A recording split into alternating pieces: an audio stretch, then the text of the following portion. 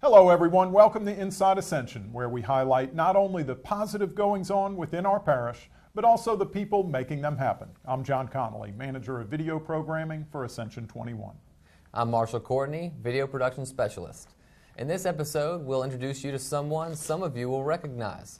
Lester Kenyon most recently was the Public Information Officer for the parish, but before that managed this TV station. We are happy to announce he is back with us. He's made several appearances in our Lanyap segment over the years and will now be contributing reports on a regular basis. The first of which comes later in this program. Lester will report on the Office of Emergency Preparedness and the role the Lamar Dixon Expo Center plays in large-scale disaster response. I'll have a report on Mosquito Control and their partnership with Tulane University in fighting any threat mosquitoes can spread post-flood. John will report on the acquisition of People's Water Company and the creation of Parish Utilities of Ascension moving forward. And we'll wrap up this show, as we always do, with a dose of lanyap from our archives. So stay with us, won't you? All of this comes up right now, Inside Ascension.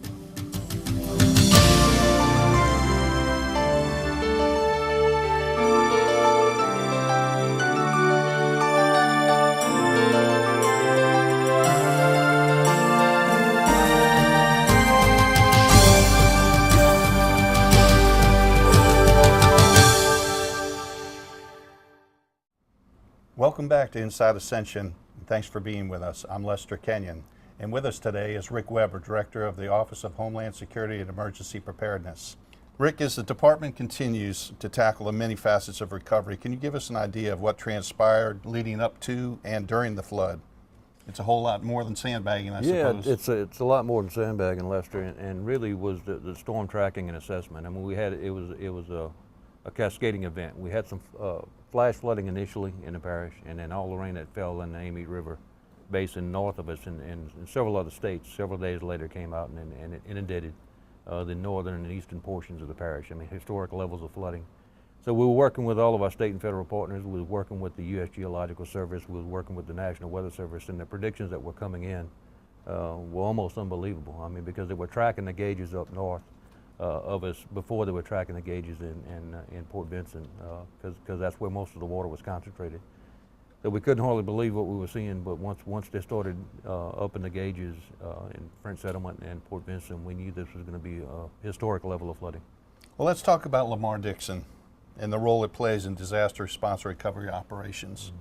What an asset to have. Look, I'm just so thrilled to have it in our backyard as an emergency manager, because this thing forms a staging area for all of southeast Louisiana. So all of the state, all of the federal, all of the volunteer agencies are at Lamar Dixon when we need them. And I'll give you an example this time. I mean, we used it as a general population shelter. It went from about 80 people to nearly 800 people at its maximum point throughout the incident. It's been an interesting month. It's definitely not the occupancy you want, but it was a need, and it allowed President Matassa to use this facility for one of its major purposes, and that's bringing relief and recovery to our citizens in our parish. Can you tell us about what were some of the organizations that were here during that time? Oh, who wasn't here? Wow, it was amazing. Red Cross Shelter opened up for our evacuees. Kara's House took in a lot of the unclaimed animals, dogs, cats, pigs, I mean everything. Lessart came in to take care of some of our large animal rescue. FEMA was on site, SBA, DSNAP, even recovery groups such as Samaritan's Purse, and the Southern Baptist Convention is here as well. And the Mormon Church of Latter-day Saints, they were here. It's just everyone came out in support. It was great. Very good. And you said DSNAP. What building were they in? DSNAP set up in the gym building here at Lamar. DSNAP was the Disaster Food Relief Program. Good, and you mentioned about people that actually stayed here on the grounds. They were well taken care of, I suppose, by the Red Cross and by Parish? They were well taken care of by the citizens, by the local groups. The Church of Santa Ma came out. They fed, I don't know how many thousands and thousands of people, different just regular citizens, regular just community members walked out, brought their jambalaya pots in a cooker and just said, hey, look, I'm just going to cook as much as I can and feed as many people as I can and be a part of the solution. And it was amazing to see the support. And there were people out here who had lost everything, helping people who had lost everything. It was a true self-rescue. and it showed why Ascension is the community everybody's moving to. So it's fair to say that Lamar-Dixon played a big part during this flood. I couldn't imagine if we didn't have it. Yeah, as an emergency manager, and it is definitely a good thing to have in our backyard. So all the people are there that we needed during an emergency. And with all the local and state and federal agencies using Lamar-Dixon, what was the kind of feedback that you were hearing about the facility itself? Oh, they all love it. I mean, because it's ample parking, it's right next to an interstate, so it's got more room to do what they need to do. Debris removal. I mean, we've got a public drop-off point there, so I can go on and on about what we use it for. But in terms of emergency management, in terms of Homeland Security, it's the perfect facility to have in your backyard when you need it. Speaking of debris removal and being a public drop-off point, is there any numbers that have been coming in? And initially, in the March flood that we had, I crunched the numbers, did the formulas to try to determine how much debris we were going to have, and it was really low. So I did it again for this one, and I came up with 720,000 cubic yards of debris. What happened in March, the water wasn't high enough. This time it was definitely high enough. So we're holding true. So if you look at the state roads included, we're looking at about 720,000 cubic yards of debris throughout the parish. We're on track. They're around 50% through right now. They've made their first pass. So they're on track to get the debris up. And then we're going to start focusing on the small pockets that we need to look at to move it out. But the DRC and the monitors are doing a good job, and they're getting it to the landfill as quickly as they can. But again, I just ask the residents to continue to be patient. We're getting it picked up as quickly as we can. I know that you're ready to get back to normal operations here, which you've already started back. But what kind of things can the people of Ascension Parish and the region, what can we expect during this fall season? Oh, it's a diverse calendar. It's amazing. We have the Boucherie Festival that's going to be in our main arena. It's going to be a blast. We also have a gun and knife shows coming up. So, I mean, it is a diverse calendar, and it's something all the time, all the time. Here's a look at some more of the shows and attractions coming to Lamar-Dixon this fall.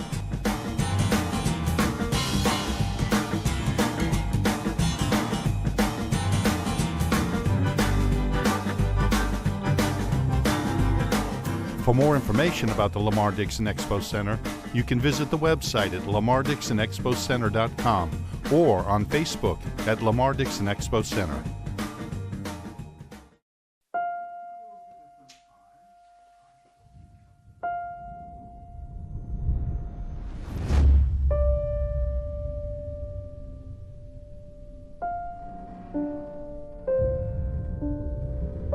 What if a disaster strikes without warning? What if life as you know it has completely turned on its head?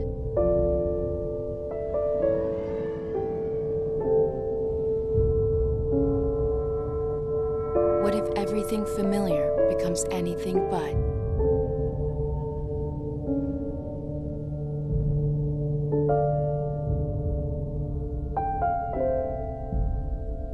Before a disaster turns your family's world upside down, it's up to you to be ready. Get a kit, make a plan, be informed today. Learn how at Ready.gov. Recent flooding and heavy rains have fostered an increase in the mosquito population in Ascension Parish. Ascension Parish Mosquito Control has partnered with Tulane University and has also begun aerial spraying to combat the influx in the mosquito population. We have Tulane Tropical Medicine out of New Orleans, and New Orleans Mosquito Control working some kind of special traps in Ascension Parish, collecting mosquitoes and helping us out trying to detect if we have certain species in our parish causing problems. We're looking for a species of mosquitoes that could be vectors of chikungunya, dengue, and Zika. But they their preferred habitat is in containers around people's homes. And they like these darker colored containers especially. Any area in the parish that we feel that is in an area that they have residential people, where people live, that's what we target. In Louisiana, we have about 70 different species, and these traps are mainly aimed at Aedes aegypti species, which is a carrier of a disease. And then other traps we have is another Culex, which is another species. Different types of traps for different types of species, what I'm talking about. That mosquito is considered to be the primary vector of Zika virus if Zika virus is present. As far as we know, it's not present in the parish right now, but throughout the state of Louisiana, we're trying to get a better idea of where this mosquito occurs. We know it's in the New Orleans metropolitan area. We know it's in the North Shore of Lake Pontchartrain in small population, and we know it has occurred in Baton Rouge in the past. We have a word that it might be present in Ascension Parish, and so we're trying to help look to see, given that the resources here right now are kind of strained, we came over to try and help to see if we could help them find it. This is the sort of thing we do across the state when you know, obviously if there's a natural disaster like happened here in this area, people from other areas come in and do whatever they can, and that's what we're trying to do. On an ongoing basis, it's important to realize that mosquitoes don't respect parish lines. They're going to go where they want to go, and so when we've got capacity in one area and we can help out in another area, we should do that as often as we can. So we did some inspections, we collected some adult mosquitoes, we collected some larval mosquitoes, and we've set out some small traps that will be checked on a weekly basis to see if the mosquitoes are present. If they're present, they'll lay their eggs in the trap. The traps that we just set out are called ovitraps, traps, and they're designed to basically lure in mosquitoes that are laying eggs, and we collect the eggs, we take the eggs back out, we hatch them out and see what's there. What we were doing earlier, we were collecting adult mosquitoes using basically a suction device, kind of like a vacuum cleaner, but it's designed to collect the mosquitoes as it vacuums them up, and then we can take them back to the lab and identify them. We're basically trying to look around Ascension Parish to see if the mosquito is here, and if it is, where does it occur? So essentially mapping its distribution in the parish. To complement the parish's mosquito control efforts, Parish President Kenny Matassa, along with the Parish Council, decided to implement low-altitude aerial spraying to further combat the influx of mosquitoes following the flood event in August. You know, the easy equation with mosquitoes is water equals mosquitoes, and the more water, more mosquitoes. And apparently with this 16 flood, it's terrible throughout the parish and in Louisiana. So we have no other choice but to combat with the air. We are aware of the situation, the mosquitoes are bad, and that's why we're going up tonight to spray to lessen the population of mosquitoes and lessen the threat of Zika and the West Nile virus. We spray in the northern part of the parish, which is the Dutchtown area basically, and we spray in the Santa Moore area, which we're going to cover about 37,000 residential areas in Ascension Parish tonight, using a company by the name of VDCI, which is a contract company, spraying a product by the name of Dibrone at an altitude of about 300 feet tonight. We have a very good program. The people of Ascension Parish are very fortunate. We have an excellent program, one of the best in the state of Louisiana, if not the best, and we're going to be proactive exactly right. For more information about Ascension Parish mosquito control efforts and programs, call 225-621-9613 or visit ascensionparish.net. Did you buy the flashlight and the batteries? Yes. Did you make sure we're not missing anything in the first aid kit? Yup. Did you go through the plan with the kids again? Yes. The more you prepare today, the more you'll be able to reduce the devastating effects of a tornado, an earthquake, a power outage, or any other disaster. Get a kit, make a plan, be informed. Visit Ready.gov. Ascension Parish President Kenny Matassa recently signed the final documents in the acquisition of People's Water Company of Donaldsonville. The purchase creates water service in West Ascension, independent from neighboring parishes, with the potential to expand service into East Ascension. From what I understand from some of the councilmen, this is a project that they've been working for over 20, maybe 25 years. And the reason is it just makes good sense because of the number of customers and the way that the whole system is set up to be able to accomplish that. So about 2 years ago, Shaka Gillette, the owner of People's Water, and I met and discussing just some water issues. How can there be some synergy between Ascension Parish and People's Water? The discussion led to the possibility of People's Water maybe operating ACUD #1, which could maybe cut some costs and of course increase their ability to bring in a little more revenue. But bottom line is that we have to have a utility department. So the conversation segued into the potential of a purchase of People's Water. After that conversation, he introduced me to an attorney that represented him, and maybe a year and a half, 2 years later, it ended up in the signing of agreement, which happened a few days ago. Number one, it gives us the independence to have our own water, which right now ACUD1 in Donaldsonville is buying from 2 different companies. And secondly, it will give the residents of the city of Donaldsonville better service, and we're going to fix a lot of the old lines. Now, this is a very old company. The water's good, but they have a lot of old lines that we're going to be changing out. So it's great for the people of city of Donaldsonville, and it's also great for the people of Ascension Parish outside of the city, because we're going to be having our own independence in water, where we won't have to buy water. Well, after the purchase, we have one water company, which is called Parish Utilities of Ascension. And that water company, the goal was to be able to combine those 2 systems, not just from an economic standpoint, but also from an operational standpoint. Because we were not a water producer, we couldn't control the amount of disinfection that went into the system. Purchasing people's water and then connecting people's water to the ACUD #1 system will allow us to control our own destiny.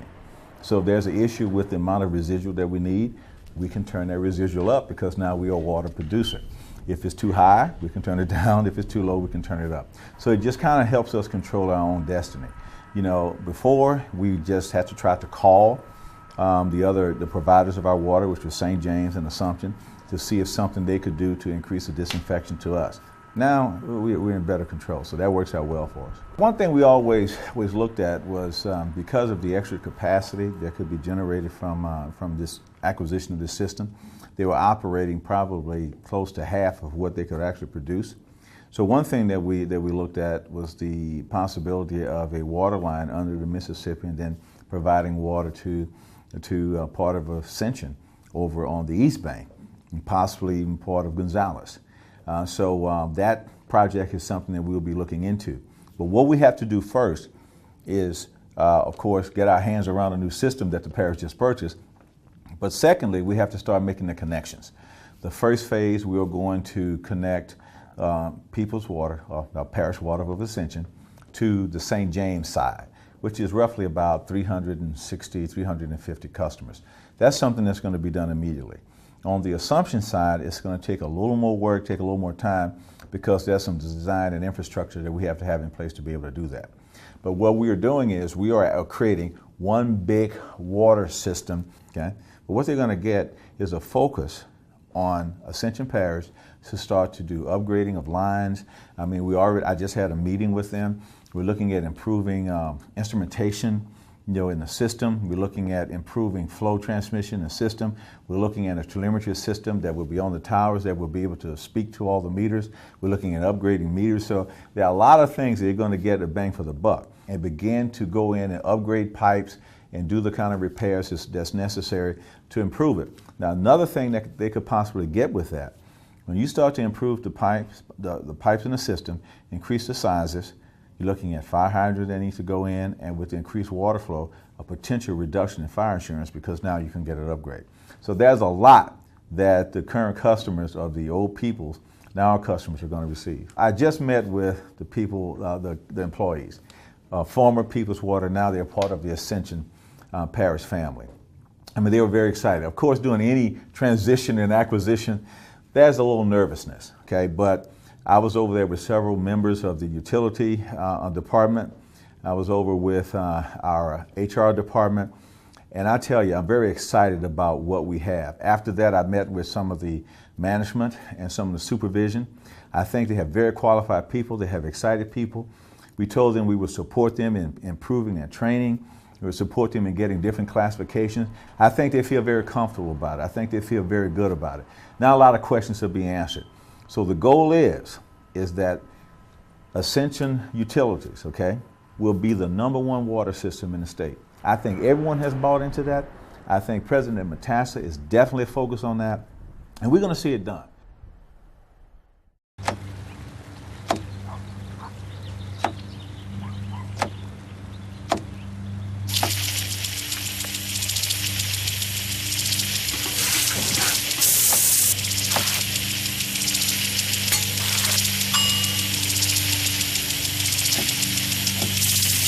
Clean kitchen surfaces, utensils, and hands with soapy water. 1 in 6 Americans will get sick from food poisoning this year. Keep your family safer. Check your steps at foodsafety.gov.